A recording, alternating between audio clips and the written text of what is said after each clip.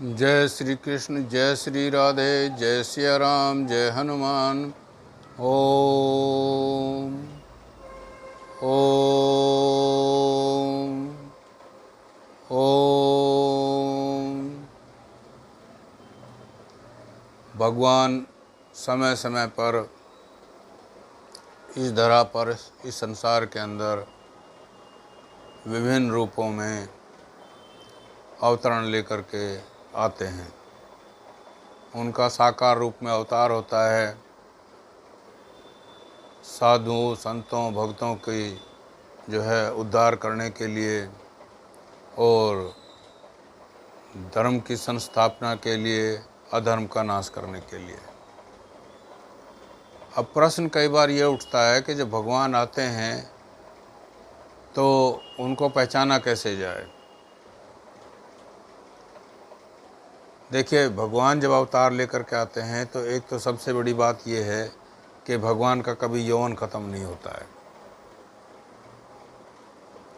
वो लीला रूप में कुछ भी रूप धारण कर सकते हैं, विभिन्न प्रकार की लीलाएं करते हैं, बाल रूप में भी हो जाते हैं और कई बार तो जो है साधु संत के रूप में भी कहीं जो है ना प्रकट हो जाते हैं। लेकिन क्या है कि उनका जो यौवन है, वो यौवन युवा अवस्था जो है ना, वो ऐसे कैसे बनी रहती है, वो कभी ख़त्म नहीं होती। वो ऐसे कैसे ही रहते हैं, ऐसे ही दिखाई देते हैं हमेशा। दूसरे, उनके वक्ष स्थल पर भृगु के जो चरण चिन्ह हैं वो होते हैं और लक्ष्मी माता का जो है ना वास भी जो है वक्ष स्थल में होता है। भगवान जब लीला करते हैं तो कुछ ऐसी अद्भुत लीलाएं हो जाती हैं जो हर आदमी नहीं कर सकता, हर व्यक्ति नहीं कर सकता। जैसे भगवान श्री कृष्ण ने बाल्यावस्था में पूतना को मारा, वो भी उनका दूध पी करके। शक्टासुर को मारा और अपनी उंगली पर गोवर्धन पर्वत को उठाया।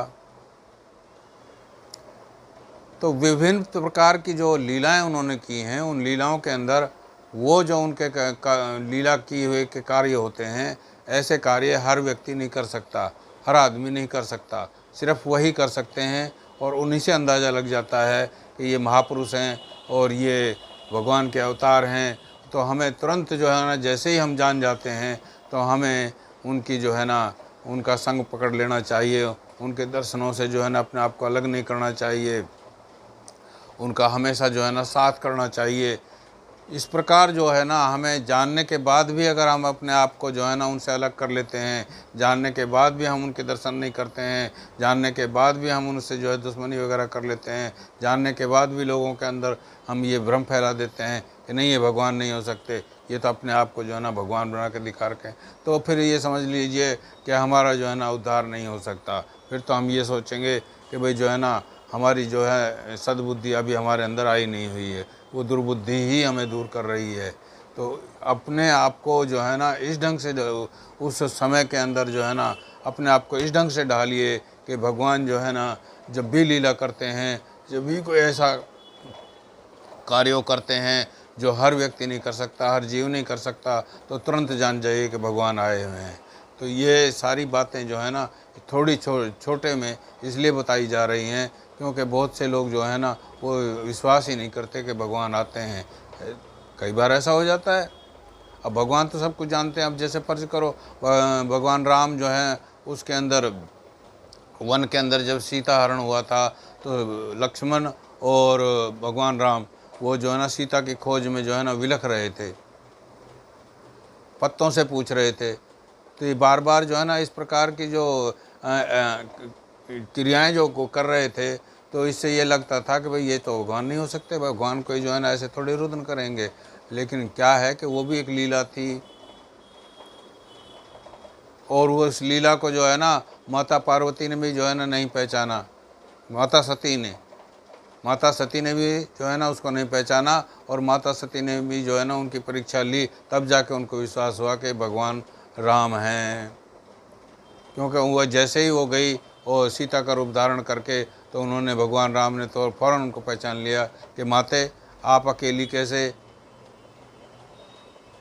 तो इस प्रकार से जो है ना, मतलब जो है ना, वो लीला करते हैं और लीला अर्थ ही यहाँ संसार के अंदर आते हैं और अपना जो है ना कार्य पूरा करके, अपना उद्देश्य पूरा करके फिर अपने लोक को जो है ना वो चले जाते हैं। और ये मत समझिए कि वो लोक से आते हैं तो वो मतलब जो है भाई वहाँ नहीं रहते, नहीं, भगवान तो मतलब जो है ना हर जगह जो है ना निराकार रूप से सब जगह हैं।